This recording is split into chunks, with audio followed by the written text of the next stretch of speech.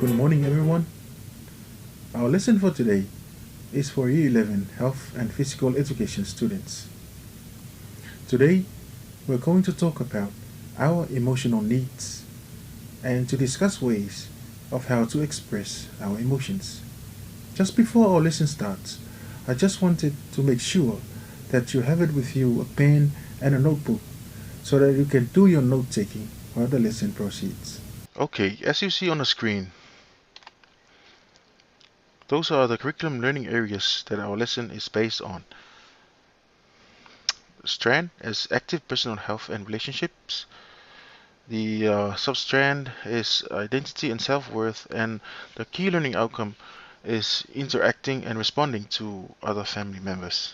Okay, so by the end of today's lesson, you will be able to define emotional needs, describe the positive and negative ways that people use to express emotions, and to discuss positive ways to communicate emotions. So those are the objectives or the key learning outcomes for our lesson.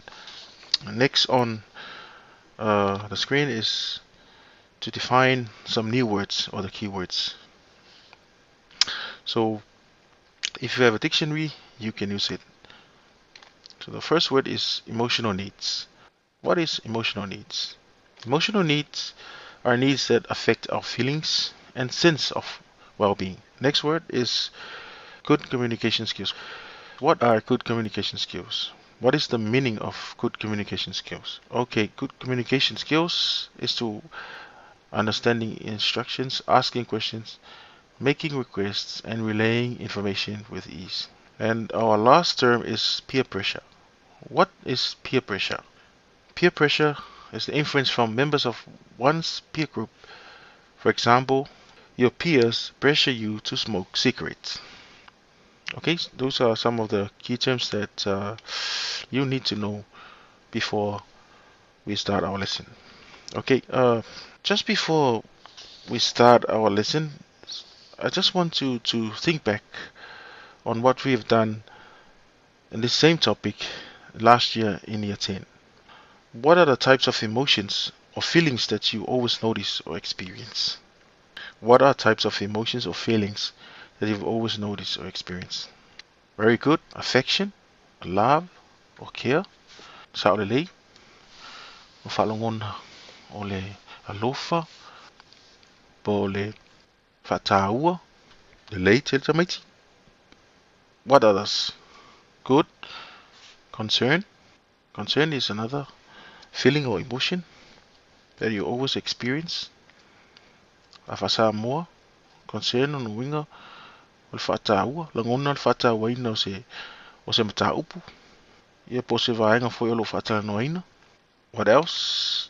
Desire, pelei, o lo nau nau ta inga, o lo wha moenga foi.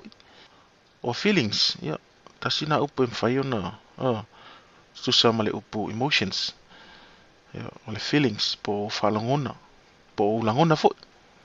Next question is, what are the types of emotions or feelings that you always notice or experience? Good, anger, ia, whasa moina, no winga, leita, po le fia fia foi, leitele. What else? Happiness, fia, lei, sadness, whanoa noa, o le joy, ia, a whasa mo le joy o le mita, love, o le alofa, langona o le alofa. Any other? Okay, good.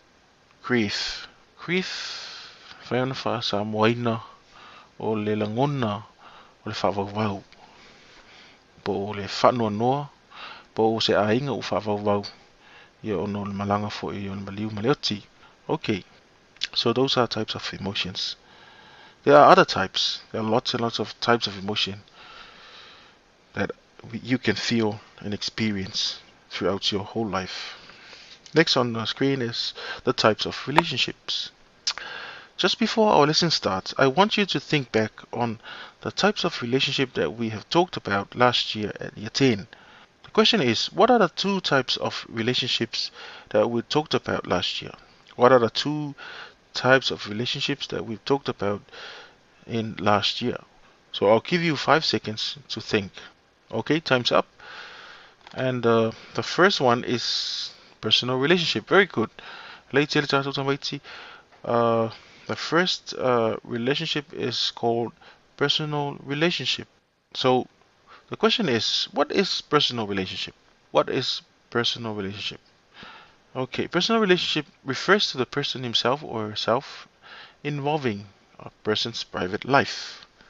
Personal relationship refers to the person himself or herself involving a person's private life. Wala fasa moina ole tu ainga so inga pole so tanga pole whaialea e patino lava ia te oe lava e to tasi. E au fia ai mani whaamtalanga po ni mata upu e na oe lava e te tau o nei loina. Ia ole winga na pole fasa na ole upu ole tatu term ole personal relationship. Ke lona whaapirtania ma lona fasa moa ole fasa moa full na ole upu relationship mwhai on whaapea ole so inga ia pole so tanga foi ia pole whaia foi. The second question is, what is the second type of relationship? What is the second type of relationship? Very good, students. Leitele. What is interpersonal relationship? What is interpersonal relationship? Good try. Good try. Okay, interpersonal relationship is the relationship between people or between one person and another.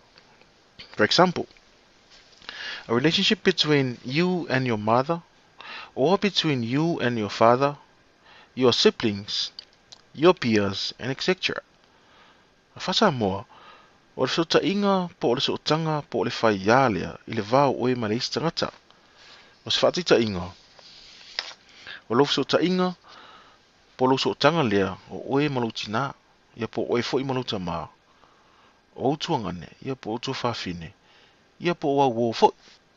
In your relationship within your peers, for example, are there any signs or actions or emotions or feelings that you and your peers have experienced during this relationship? Listen again.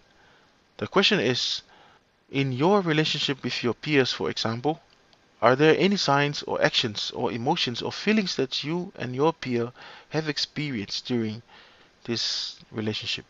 Excellent. Very good. Yes, there are lots and lots of actions, emotions, and feelings that we have experienced during our relationship with other people. And that is what we are going to talk about today. Today, we're going to talk about emotional needs. We're going to talk about emotional needs and the way that people used to express their emotions. And of course, we're going to talk about the positive ways to communicate our emotion. But firstly, we're going to look at emotional needs. What are emotional needs? Emotional needs are needs that every human has to have. Every human has these basic emotional needs. For example, the need to love and be loved. We all need to feel that we are cared for, that there are those who think we are special. For example, our mother and father. We also have a need to care for others. When we love others, we feel better about ourselves. Another example of emotional need is the need to belong. We need to know that other people like us and accept us as part of a group. Our family is usually the first group that helps us satisfy this need to belong. As we grow up, there are many more groups that satisfy this need. For example, friends, social clubs, and sports team. And the third example is the need to feel worthwhile. The need to feel worthwhile. We need to feel that we make a difference in the world, that we are making a contribution. For example, when we help another person to do something or work on a community project, it makes us feel that we are contributing. This increases our feeling of self-worth. Now, we're going to talk about negative ways of meeting emotional needs. Negative ways of meeting emotional needs. People are always trying to meet their emotional needs even when they aren't aware of it. When these needs are not met, some people may find unhealthy way to meet them. For example, teasing or making fun of others when there is an audience, pulling or picking on others. These people may be trying to get their needs met, but in an unhealthy way. The comic show off. They think that they acting as they do it is the only way they can get recognition. A person who is mentally healthy looks for healthy and positive ways to satisfy their emotional needs. To fulfill the need to love and be loved, a person might adopt a homeless animal like a cat or dog and take care of it. Okay, let's now talk about emotions. A person's emotions or feelings also affect our mental health. Our emotions are a natural part of our life. Our emotions can protect us from danger or help us achieve a goal. Everyone has emotions, and we have many different emotions like anger, happiness, sadness, and guilt, as we discussed earlier in our lesson. Our emotions are a natural part of life, and our emotions can protect us from danger or help us achieve a goal. Everyone has emotions, and we have many different emotions like anger, happiness, sadness, and guilt. And the question is, how do we express our emotions? How do we express our emotions? There are no wrong emotions. There are no wrong emotions. However, the way people choose to express their emotions may be different from others. The way we express emotions may also differ from culture to culture. Some cultures allow people to show their emotions freely, and others expect people to hide their emotions. How about our Samoan culture? Do people freely express their emotions? A person who is mentally healthy will choose healthy and responsible way to express their emotions. An important step in learning to express your emotions in a healthy way is to become aware of it. This is not always easy because we can confuse one emotion with another. Okay, what about unhealthy emotions? What are examples of unhealthy emotions? Good try. Anger is one emotion that is often confused with other emotions. Students might say, I hate you, or I don't want to see you again. What they mean is they are angry with that person. Anger is one emotion that can lead to violent and disruptive behavior if it is unchecked and not dealt with it quickly. It is important to acknowledge and recognize its signs and symptoms. Many young people may feel anger towards their parents, other adults, or peers.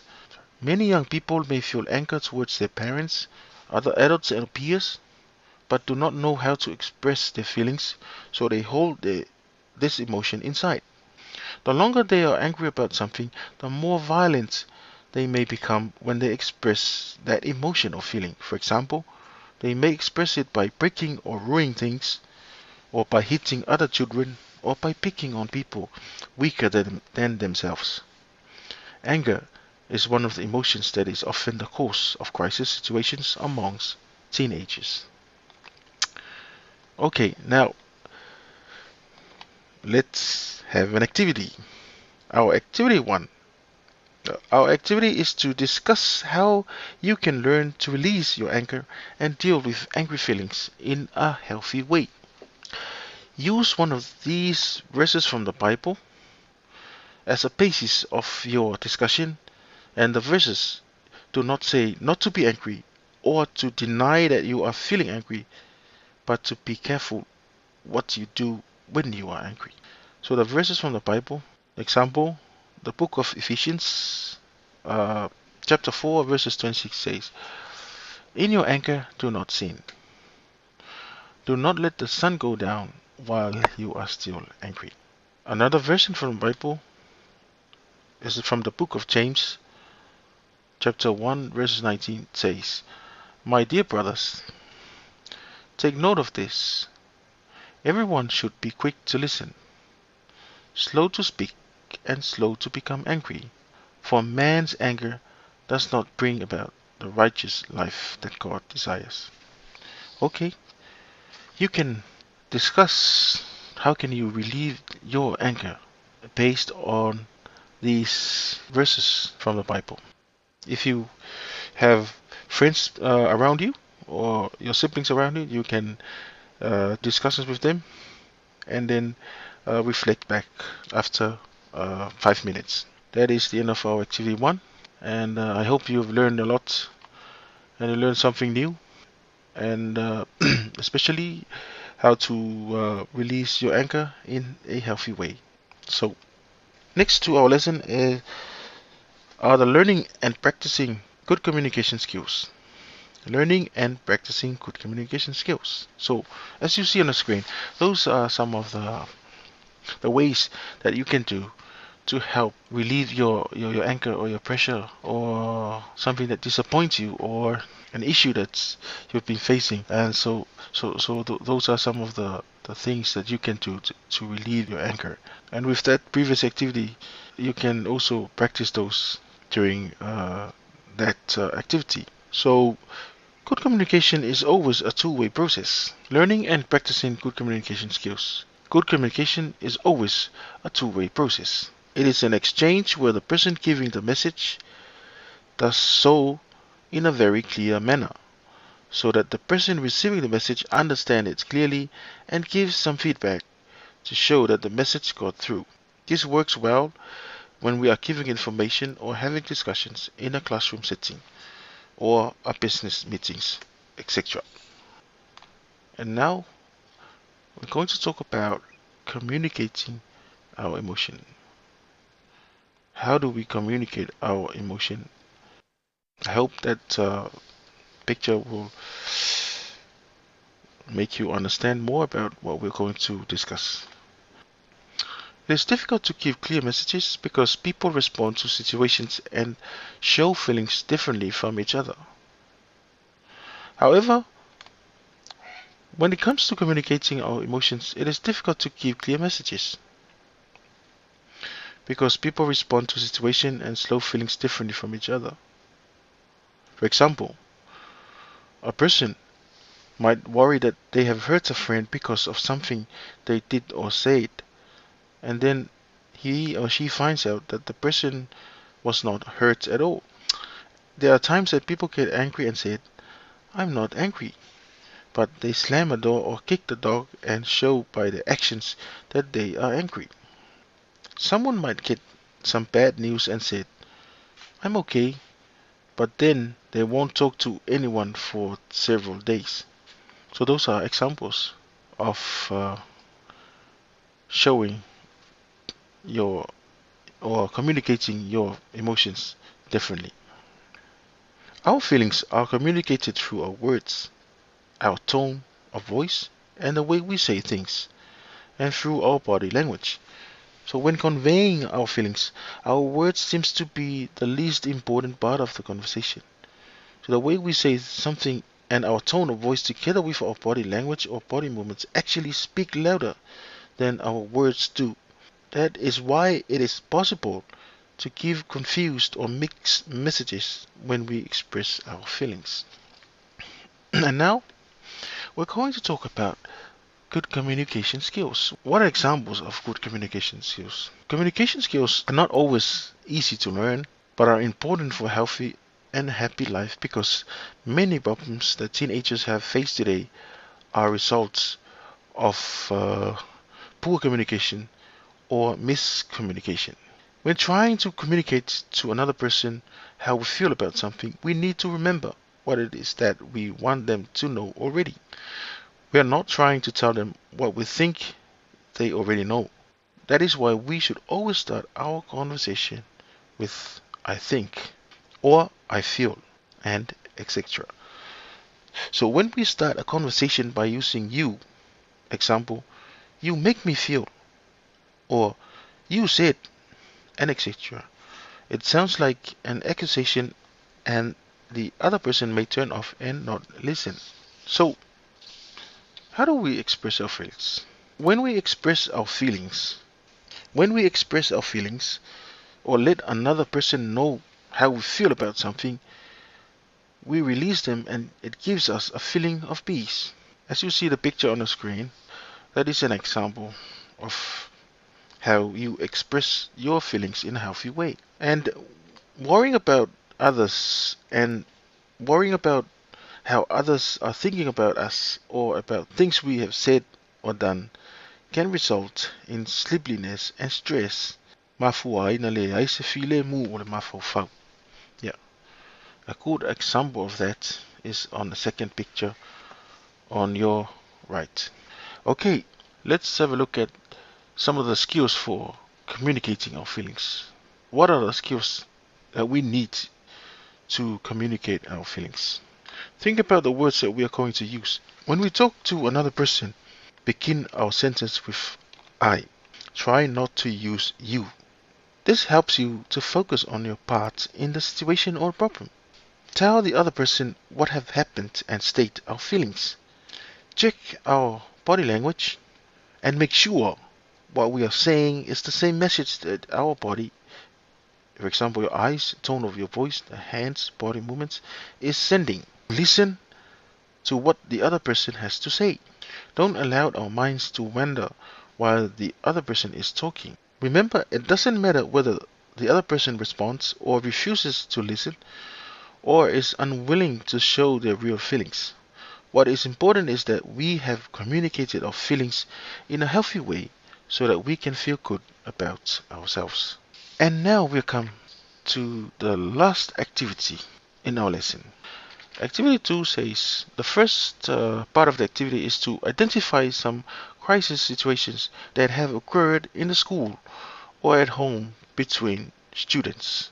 So you will have to think of some of the crisis situations that you have been experiencing during in school, in your classroom area, or within your home environment. And then you will have to do a role play acting out the situation identified with your peers using the good communication skills mentioned above. So one or two crises that have been identified in the first part, whether it happened in the classroom area or at home, and then you and your friend will try do a role play and acting out those scenarios or those crisis situations. So this activity will involve two or three or more people. So I'll ask you to invite your friends around you or your siblings or even your mom and dad to be part of this activity. It's good to start first in the first round with each one has a role, and then in the second round you can exchange roles. So after the second round, if you still have time, then you can have the third round. If not, then you can have a feedback session where you can give the opportunity to your friends and yourself to express what have you learned from this activity. And I hope you will share some of the good communication skills that we've been talking about in our lesson to be able to reflect in that activity. That is the end of our lesson for today. I hope that you have learned a lot from some of the important ideas that have been discussed in today's lesson. And from now on, so far so forth.